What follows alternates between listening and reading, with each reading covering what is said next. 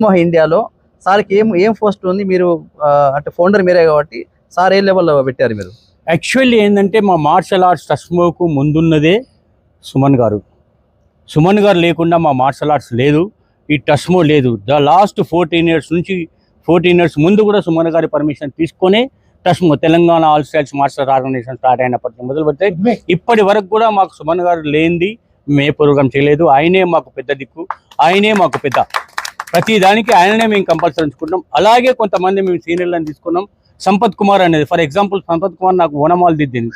కరాటేలో punch అంటే ఏంటిదని నేర్పించిన వారు సంపత్ కుమార్ కాబట్టి ఆయన ఒక ఇంపార్టెంట్. ఈక్వల్ టు సుమన్ సార్కు చైర్మన్ ఇచ్చాం, హానరబుల్ చైర్మన్. వైస్ చైర్మన్గా సంపత్ కుమార్కి ఇచ్చాం.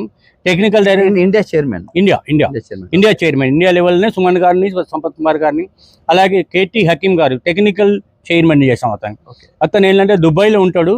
Bus one of the important persons. Coaching బాగా ఇస్తారు, కథాస్లో కూడా అన్నింటిలో కూడా మన వేణు సార్కు చాలా తెలుసు.